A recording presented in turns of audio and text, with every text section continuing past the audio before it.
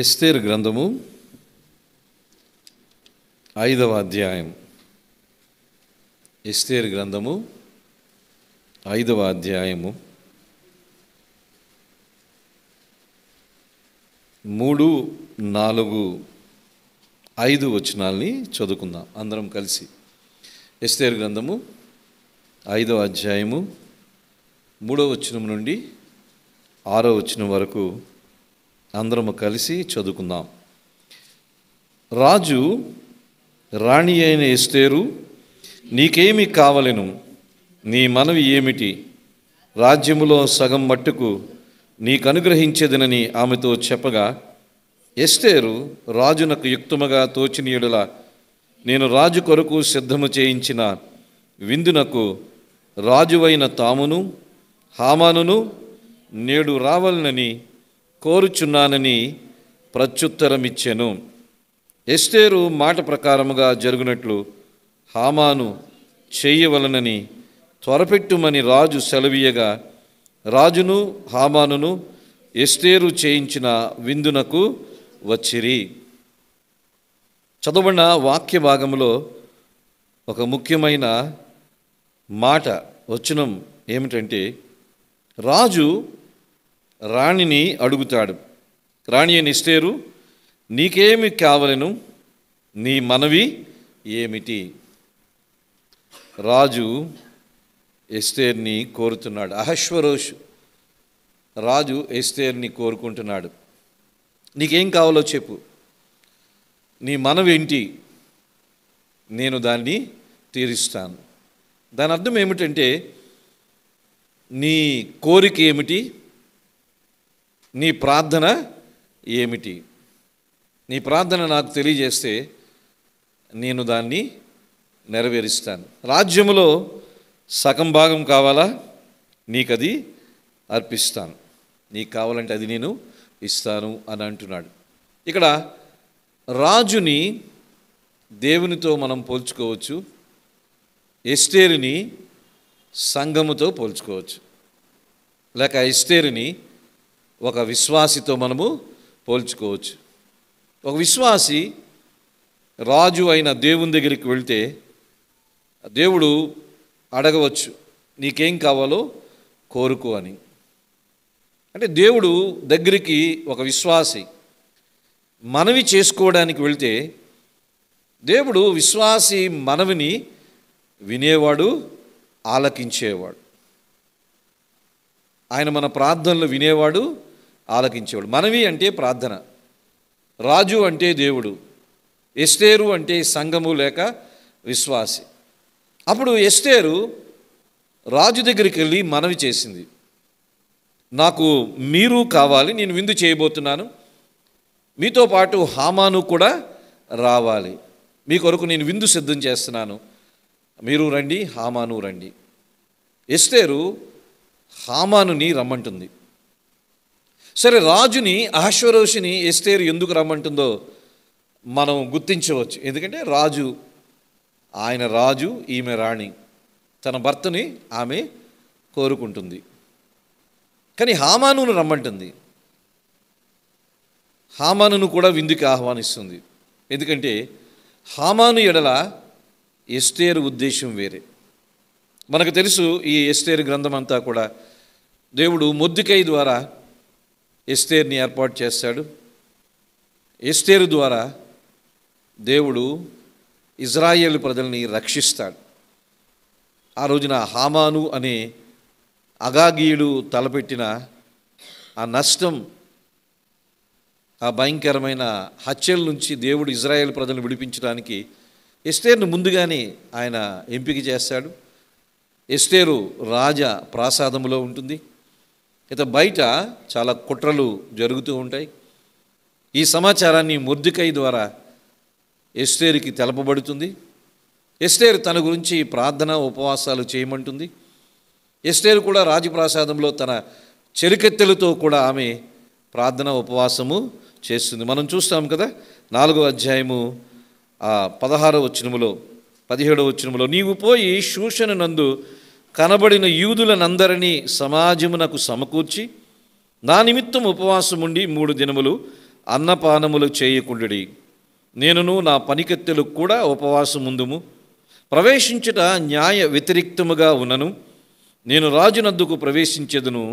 నేను నశించెదను. అటువలనే మొర్దెకై బయలుదేరి ఎస్తేరు తనకు ఆజ్ఞాపించిన అంతటి ప్రకారముగా చేశాను. 3 దినాలు ప్రార్థన ఉపవాసాలు ప్రకటించడం జరిగింది. ఎస్తేరు కూడా ప్రార్థన ఉపవాసాలు చేసింది. బయట కూడా మొర్దెకై యూదులందరి చేత ప్రార్థన ఉపవాసాలు జరిగిస్తుంది. ఒకవైపు ప్రార్థనలు ఉపవాసాలు జరుగుతున్నాయి. ఎందుకు ఈ ప్రార్థనలు ఉపవాసాలు జరుగుతున్నాయి? మనం చూస్తే 3వ అధ్యాయంలో హామాను ఉంటాడు. 11వ వచనంలో 3వ అధ్యాయం 11వ వచనంలో ఆ వెండి నీకు ఇయ్యబడి ఉన్నది. నీ దృష్టికి ఏది అనుకూలమో అది జనులకు చేయునట్లుగా వారును నీకు అప్పగింపబడి ఉన్నారని రాజు సెలవిచ్చెను. ఈ హామాను యూదులకు శత్రువైన హామాను యూదులందరినీ తుడిచిపెట్టాలని, ఒకే దినాన్న సంహరించాలని సాతానుడు వాడి చేత ఒక ప్రణాళిక వేయించాడు. అదే మనం చూస్తాం కదా 12వ వచనంలో, మొదటి నెల 13వ దినమందు రాజు యొక్క వ్రాతగాండ్రు పిలువబడిరి. అలాగే 13వ వచనంలో చూస్తే ఆదారు అను 12వ నెల 13వ దినమందు యవనులనేమి, వృద్ధులనేమి, శిశువులనేమి, స్త్రీలనేమి యూదులనందరినీ ఒక్క దినమందే బొత్తిగా నిర్మూలన చేసి వారు సొమ్ము కొల్లపుచ్చు కొమ్మని తాకీదులు అంచెవారి చేత రాజ్య సంస్థానాలన్నిటికీ పంపబడెను. అంచెవారు అంటే కొరియర్స్ అని అంటాం. కొరియర్ అంటాము కదా ఈ రోజులో. అంచెవారిని ఇంగ్లీషులో కొరియర్స్ అని అంటాం. కొరియర్స్ మొదటి నెల 13వ తారీఖున ప్లాన్ వేశారు. 12 నెల 13వ తారీఖున ఆ సంస్థానం 120 సంస్థానాలు ఉంటాయి కదా, హిందూ దేశం మొదలుకొని కూషు దేశం వరకు అని రాయబడి ఉంది 1వ అధ్యాయం 1వ వచనంలో. దాదాపు 127 సంస్థానాల్లో ఉన్న యూదులందరినీ ఒకే రోజు తల్లిని, పిల్లని, వారి పశువులను, వారి ఆస్తిని కొల్లగొట్టాలి. ప్రతి యూదుడిని చంపాలి, ఒకే రోజు చంపాలి. ఇది సాతానుడు హామాను ద్వారా వేసిన ప్రణాళిక. ఈ విషయం ఎస్తేరుకి తెలియలేదు. మొర్దెకై ద్వారా ఎస్తేరుకి తెలిసింది. సరే, ఎస్తేరు ప్రార్థన చేయమంది. ఒకవేళ అనుమతి ఇస్తే నేను వెళ్తాను, అనుమతి లేకపోయినా వెళ్తాను. రాజు అనుమతి లేకుండా నేను రాజప్రాసాదంలోకి వెళ్తే నేను మరణిస్తాను, నేను నశించడానికి సిద్ధంగా ఉన్నాను, నా గురించి ప్రార్థన చేయన్నారు. అందరూ ప్రార్థన చేశారు. అయితే ప్రార్థన జరిగింది. ప్రార్థన చేసి వాళ్ళు మౌనంగా లేరు. ప్రార్థనే, ప్రణాళికే. ప్రార్థనే చేయవలసిన పని చేస్తూనే ఉన్నారు. మనం కూడా చాలా సందర్భాల్లో ప్రార్థన చేస్తాం, కానీ చేయవలసిన పనిని మనము చేయకుండా ఉంటాం. మనం ప్రార్థన చేసి అంతా దేవునికి అప్పగించి, ఎగ్జామినేషన్స్ ఉంటాయి, పరీక్షలు అంతా దేవునికి అప్పగించేసి మనం చేయవలసిన పని చదవకపోతే ప్రయోజనం లేదు. మనం ఆరోగ్యం గురించి దేవునికి ప్రార్థన చేస్తాం. ప్రభా నాకు మంచి ఆరోగ్యం ఇవ్వని ప్రార్థన చేస్తాం. అయితే మనం చేయవలసిన పని ఏమిటి? మంచి డైట్ తీసుకోవాలి, డాక్టర్లు ఇచ్చిన మందులు వేసుకోవాలి. మనం రోడ్డు మీద ప్రయాణం చేస్తూ ఉంటాం, దేవుణ్ణి కాపాడమని అడుగుతాం. అయితే మనము హెల్మెట్ పెట్టుకోవాలి, లేక బెల్ట్ పెట్టుకోవాలి, తగిన జాగ్రత్తలు తీసుకోవాలి. మనము చేయవలసింది మనము చెయ్యాలి, దేవుడు చేయవలసింది దేవుడు చేస్తాడు. 3 దినాలు ఆ పారసీక దేశమంతా కూడా యూదులందరూ ఉపవాసం ఉండి ప్రార్థన చేశారు. కానీ వారు చేయవలసింది వారు చేస్తున్నారు. ఏం చేస్తున్నారంటే, ఎస్తేరు రాజుకు విన్నపం చేసింది. రాజు కోరమన్నాడు, మనవి ఏంటో అడిగాడు. మీరు హామాను కూడా పలానా రోజు విందుకి రావాలన్నారు. చూసారా? అందుకని ప్రార్థన ఉపవాసాలు మనం చేస్తాం ఒకవైపు, అదే టైంలో మనం చేయవలసిన పనులు కూడా మనము చెయ్యాలి. దేవునికి సమస్తము అప్పగిస్తాం. అయితే మన బాధ్యతలను కూడా మనము నిర్వర్తించాలి. మన బాధ్యతలు మనం నిర్వర్తించకుండా దేవునికే మనం సమస్తం అప్పగించేసి ఇంకా ప్రార్థన చేసాం, అంతా దేవుడే చూసుకుంటాడంటే అది సరైన ప్రార్థన కాదు. అందుకని ఇక్కడ ఎస్తేరు యూదులు 3 దినాలు ఉపవాసం ఉండి ప్రార్థన చేశారు. వారు చేయవలసింది వారు చేస్తూ ఎస్తేరు ద్వారా మరి ఒక సమాచారం రాజుకి వెళ్ళింది. రాజు మనవిని కోరుకోమన్నాడు. ఎస్తేరు మనవి కోరుకుంది, విందుకి ఆహ్వానిస్తుంది రాజుని, హామానుని. ఎందుకంటే హామానుని ఏదో ఒక రకంగా మరి పట్టుబడాలి. హామాను యూదులకి శత్రువు. హామాను పట్టుబడాలి, హామాను చంపబడాలి, హామాను మరణించాలి. అప్పుడే యూదులకు రక్షణ. అందుకని ఎస్తేరు చేసిన పని అంతా కూడా హామానుని పూర్తిగా నాశనము చేయాలి. హామాను ప్రణాళికలు పూర్తిగా వమ్ము చెయ్యాలి. ఎందుకంటే వాడు యూదులకి శత్రువు. సో ప్రార్థన, ఉపవాసంతో పాటు మనం చేయవలసింది మనం చేద్దాం. ఎవరు ఈ హామాను? హామాను గురించి కొన్ని విషయాలు మీకు చెప్తాను క్లుప్తంగా. హామాను గురించి బైబిల్లో మనం చూస్తే, హామాను సరే యూదులకి అతడు శత్రువు అని మనకు తెలుసు. హామాను అగాగీయుడు అని మనము చూస్తున్నాం. అమాలేకీయుడు హామాను. ఆ రోజున మొదటి సమూయేలు గ్రంథం 15వ అధ్యాయంలో దేవుడు సౌలు రాజుకి చెప్తాడు, అమాలేకీయులందరినీ పూర్తిగా నువ్వు నిర్మూలము చెయ్యాలి. కానీ సౌలు రాజు నిర్మూలము చేయడు. తర్వాత అగాగుని పట్టుకుంటాడు. శ్రేష్టమైన జంతువులను, శ్రేష్టమైన పదార్థాలని దేవునికి బలిగా ఇవ్వడానికి సపరేట్ చేస్తాడు. సమూయేలు దాన్ని అంగీకరించడు. అగాగుని తర్వాత సమూయేలు ముక్కలు ముక్కలుగా నరుకుతాడు. చూడండి, సమూయేలు మొదటి గ్రంథము 15వ అధ్యాయము మనం చూసినట్లయితే ఇది చాలా ముఖ్యమైన మాట. సమూయేలు మొదటి గ్రంథము 15వ అధ్యాయము 33వ వచనం. సమూయేలు, నీ కత్తి స్త్రీలకు సంతు లేకుండా చేసినట్లు నీ తల్లికిని స్త్రీలలో సంతు లేకపోవునని అతనితో చెప్పి గిల్గాలులో యెహోవా సన్నిధిని అగగును తుత్తినీయులుగా నరికిను. అగగు అనగా అమాలేకీల రాజు. అసలు ఈ అమాలేకీలు ఎవరు? అమాలేకీలు ఎవరంటే ఏశావు సంతానానికి సంబంధించిన వాళ్ళు. ఆదికాండం 36వ అధ్యాయము 16వ వచనంలో ఉంటుంది. అమాలేకీయులందరూ ఏశావు సంతానంలోంచి వచ్చిన వాళ్ళు. ఏశావు మునిమనవుడు అమాలేకీయుడు అని చెప్పవచ్చు, గ్రాండ్ సన్. యాకోబు సంతానములో నుంచి ఇశ్రాయేలు ప్రజలు వచ్చారు. ఏశావు సంతానములో నుంచి అమాలేకీయులు వచ్చారు. ఏంటి అమాలేకీయులకి ఇశ్రాయేలు ప్రజలకి మొదటి నుంచి యుద్ధం ఏంటంటే ఏశావును బట్టి. నేను ఏశావును ద్వేషించి తిని, యాకోబును ప్రేమించి తిని, మొదటి నుంచి వారిద్దరికీ వైరము ఉంటూనే ఉంది. ఇశ్రాయేలు ప్రజలు ఐగుప్తు నుంచి బయటకు వచ్చిన తర్వాత వారు ఎదుర్కొన్న మొట్టమొదటి శత్రువు ఎవరంటే అమాలేకీయులు. ఐగుప్తీయులు ఇశ్రాయేలు ప్రజలకు శత్రువులు. 430 సంవత్సరాలు దాస్యత్వంలో వారిని ఉంచారు. సరే, మొత్తానికి దేవుడు ఐగుప్తు దాస్యత్వం నుంచి ఇశ్రాయేలు ప్రజలను విడిపించాడు. వాళ్ళు ఐగుప్తు నుంచి బయటికి రాగానే మొట్టమొదటిగా వాళ్ళు ఎదుర్కొన్న శత్రువు ఎవరంటే అమాలేకీయులు.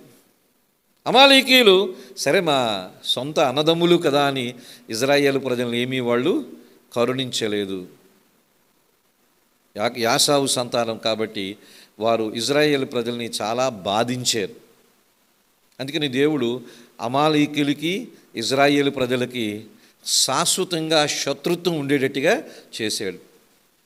అమాలేకీయులందరూ పూర్తిగా నిర్మించబడాలన్నాడు సౌలుని రాజుగా చేసిన కాలంలో. ఎందుకంటే ఇది తరతరముల నుంచి ఈ వ్యతిరేకత, ఈ శత్రుత్వం వారికి ఉంది. అయితే సౌలు అమాలేకీయులందరినీ నిర్మూలన చేయలేదు. ఆ రాజును మాత్రం సమూయేలు ముక్కలు ముక్కలుగా నరికాడు. ఆ అగగు రాజుకి సంబంధించిన వ్యక్తే హామాను. అందుకని హామాను అమాలేకీయుడు. అగగు అనే అమాలేకీయుల రాజు వంశానికో సంతానానికో మొత్తానికి సంబంధించినవాడు, బంధువు. ఆ రోజున సమూయేలు లేక సౌలు రాజు అమాలేకీయులందరినీ పూర్తిగా నిర్మూలన చేసి ఉండుంటే ఎస్తేరు గ్రంథంలో హామాను అనేవాడు ఉండేవాడు కాదు.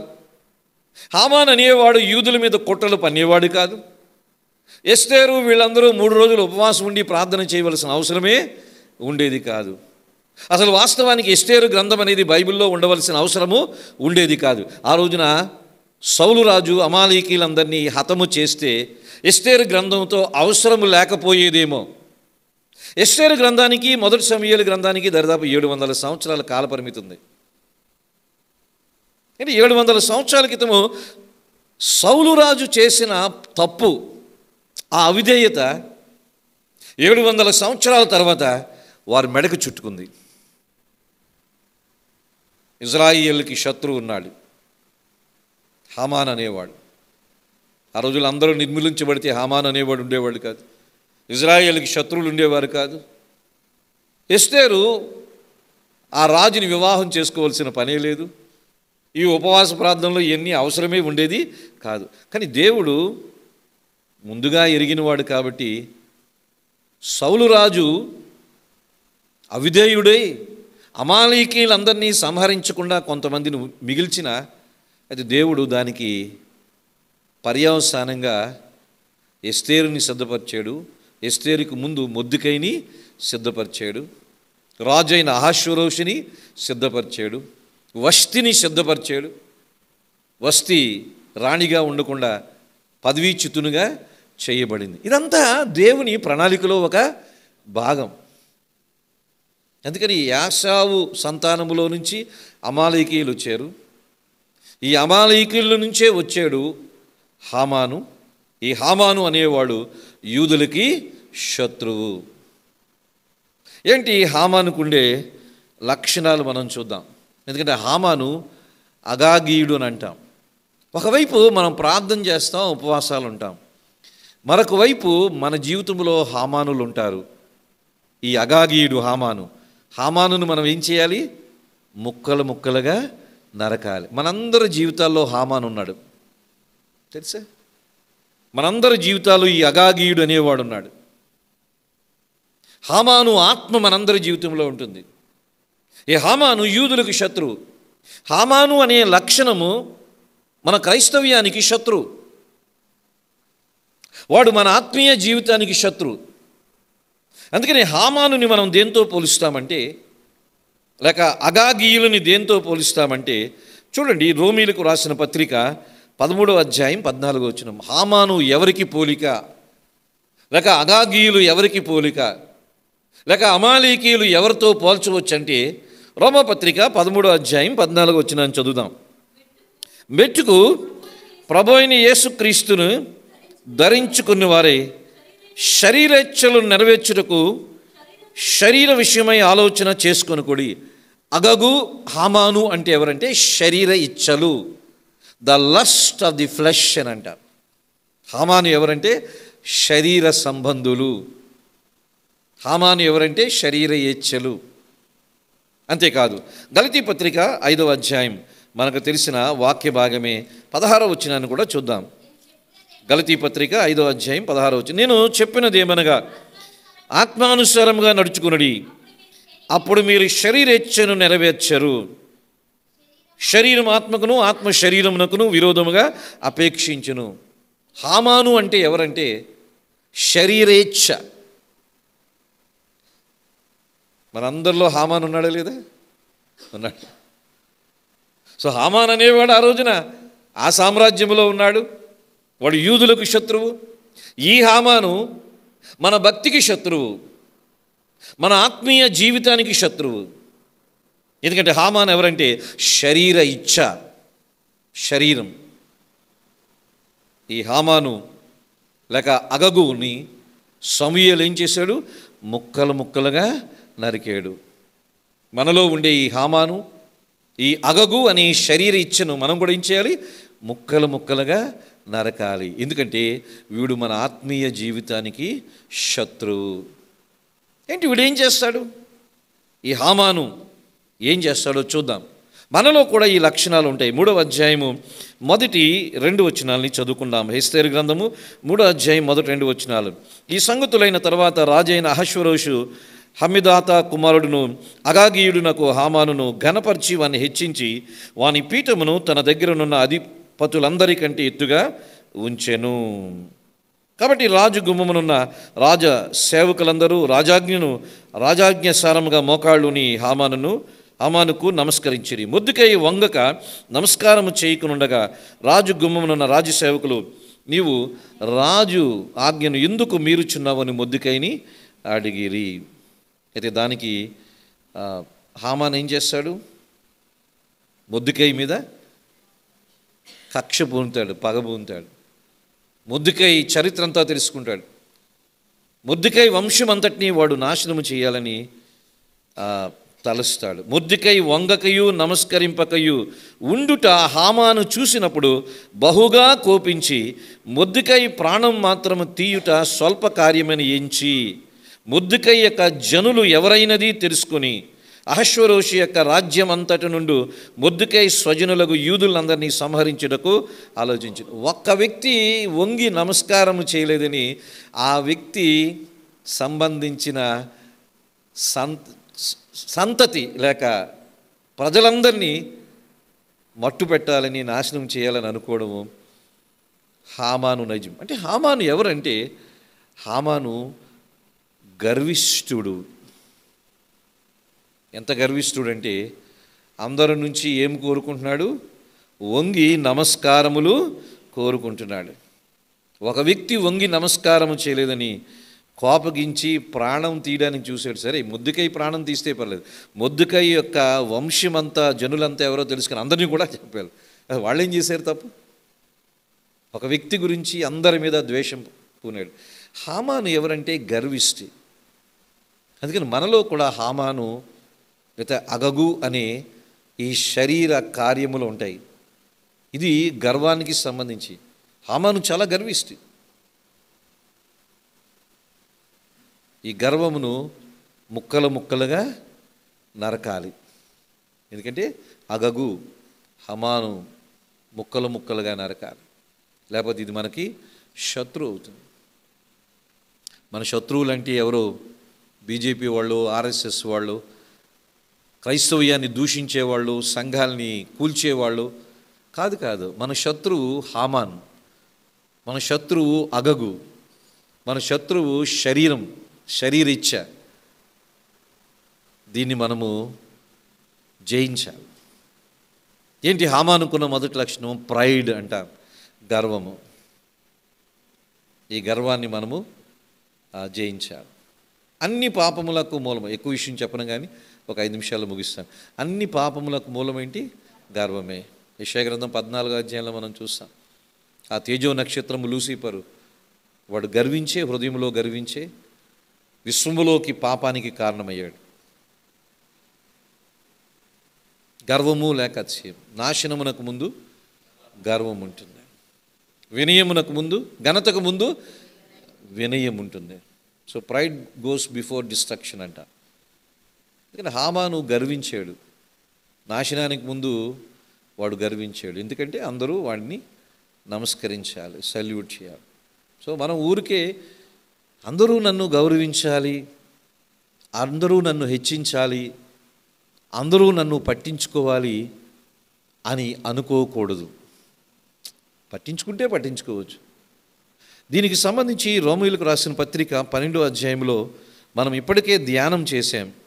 రోమీయులకు రాసిన పత్రిక 12వ అధ్యాయంలో విశ్వాసులకు ఉండే బాధ్యతల గురించి మనం నేర్చుకున్నాం. 12వ వచనము 10వ వచనం, 12వ అధ్యాయం 10వ వచనం. రోమా 12:10. సహోదర ప్రేమ విషయంలో ఒకనియందొకడు అనురాగము గలవారే, ఘనత విషయంలో ఒకరినొకడు గొప్పగా ఎంచుకోండి. ఘనత విషయంలో ఒకరినొకరు గొప్పగా ఎంచుకో. నేను మిమ్మల్ని గనులుగా ఎంచాలి, మీరు నన్ను గనుడిగా ఎంచారు. So mutual respect, mutual honour. శరీరాన్ని సంఘముతో పోల్చాడు. ఈ శరీరంలో ఏ అవయవము ఘనత బాగా కలిగింది? ఈ శరీరంలో ఏ అవయవానికి ఘనత ఎక్కువ ఉంది? ఏ అవయవము ఘనహీనమైంది? ఏ అవయవము ఘనమైంది అంటే ఘనహీనమైంది ఏమీ లేదు, ఘనమైంది ఏమీ లేదు. అన్ని అవయవాలు సమానమైన విలువ కలిగి ఉన్నవి. ఒక అవయవము ఘనమైందిగా ఎంచి మిగతా ఏదైనా అవయవాన్ని ఘనహీనమైందిగా ఎంచితే, గుండె ఘనమైందిగా ఎంచి ప్రేగుల్ని ఘనహీనంగా ఎంచితే, ప్రేగులు పని చేయకపోతే మనకి ఏది జీర్ణము కాదు. శరీరంలో పలానాది గొప్పది, పలానాది తక్కువ అని ఏమీ లేదు.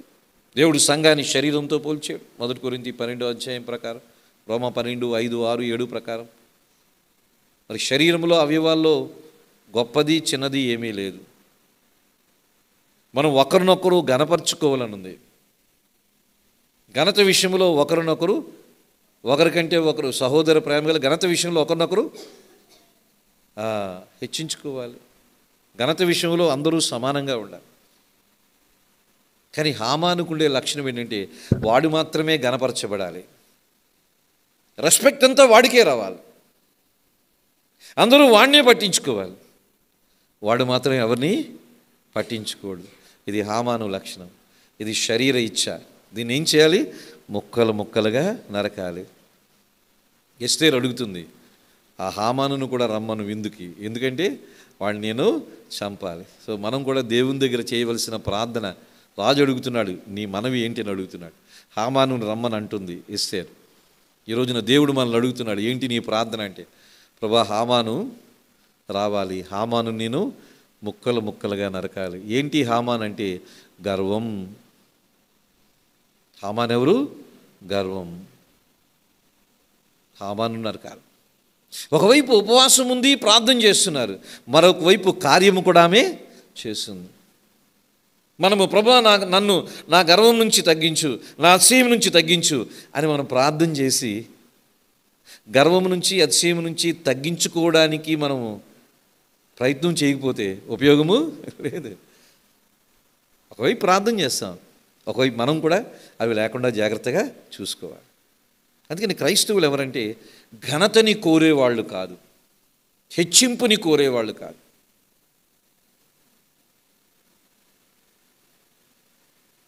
ఇదేమైనా ఉంటే అది గర్వంతో సమానం. ఆ గర్వము హామానుతో సమానం. ఈ హామాను ఏం చేయాలి? మనం నరకాలి, చంపాలి. అంతేకాదు హామాను విషయంలో మనం చూస్తే మరొక మాట, హామాను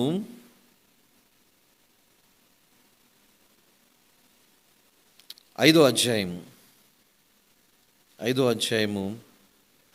10వ వచనంలో చూస్తే, అయితే హామాను కోపం అణుచుకొని తన ఇంటికి పోయి తన స్నేహితులను తన భార్య అయిన జెరుషును పిలిపించి తనకు కలిగిన గొప్ప ఐశ్వర్యమును గూర్చి, చాలామంది పిల్లలు, తన కుండుటను గూర్చి రాజు తన్ను గనపరిచి, రాజు క్రింద నుండి అధిపతుల మీదను సేవకుల మీదను తను ఎలాగూ పెద్దగా చేసినో దాన్ని గూర్చి వారితో మాట్లాడాను. ఎస్తేరు విందుకు పిలిచింది కదా, ఎందుకు విందుకు పిలిచిందో హామానికి అర్థము కాలేదు. రెండోసారి కూడా పిలుస్తుంది ఎస్తేరు. ఇదిగో రాజు నన్ను అందరి ముందు హెచ్చించాడు, ఎస్తేరు రాణి కూడా నన్ను విందుకి పిలిచింది. అందుకని తన్ను ఘనపరిచిన విధానం చూసి, తన గొప్ప ఐశ్వర్యం చూసి, తనకు ఎక్కువ పిల్లలు ఉండడం చూసి రాజు తన్ని ఘనపరిచాడు అని అనుకుంటున్నాడు కదా. భార్యతో అంటున్నాడు, మనకి గొప్ప ఐశ్వర్యం ఉంది కదా, మనకి చాలామంది పిల్లలు ఉన్నారు కదా, అందుకని రాజు తన్ను ఘనపరిచి కింద నుండి అధిపతుల మీద సేవకుల మీద తన్ను ఎలాగూ పెద్దగా చేసిన.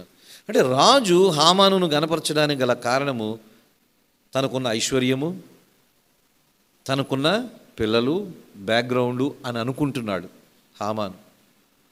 అసలు హామానుని రాజు పిలవడము, ఎస్తేరు ఆహ్వానించడము కారణము హామానుకున్న పిల్లలు కాదు, హామానుకున్న ఐశ్వర్యం కాదు.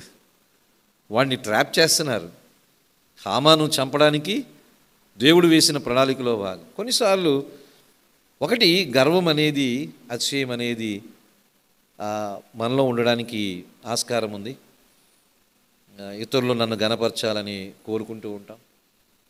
రెండవది, మన ఐశ్వర్యాన్ని బట్టి, మన కుటుంబ నేపథ్యాన్ని బట్టి కొన్నిసార్లు మనము హెచ్చించుకునే అవకాశం కూడా ఉంటుంది.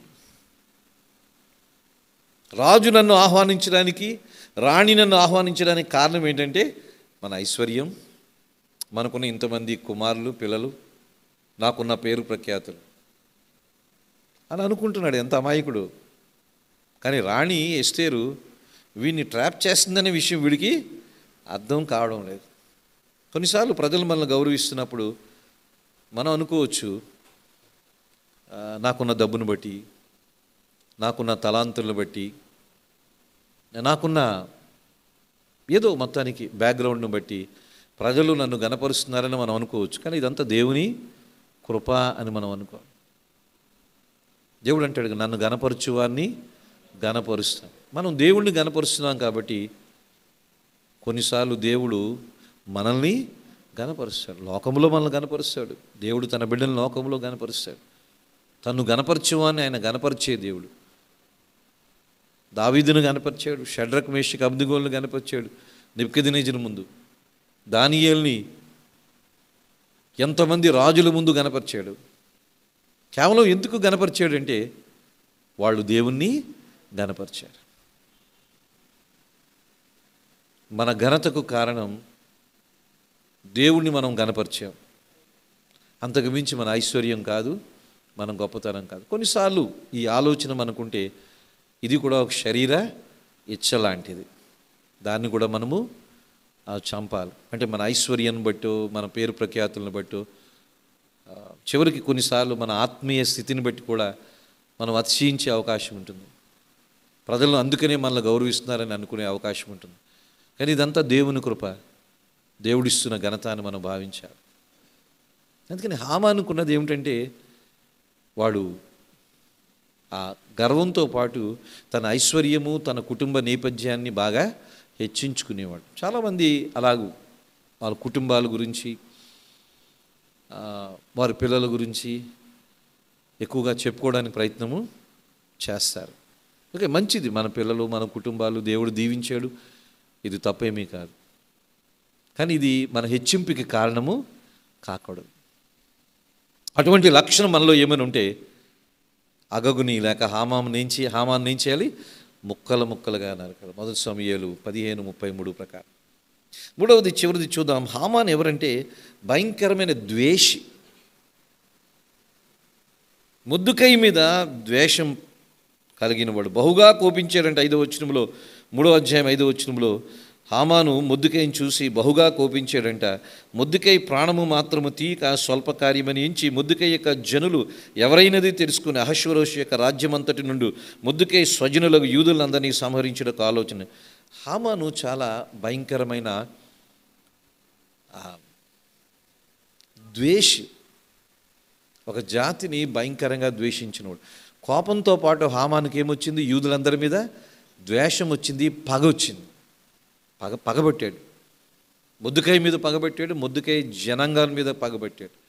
పగ, కోపము తగ్గకపోతే అది క్రోధానికి దారితీస్తుంది.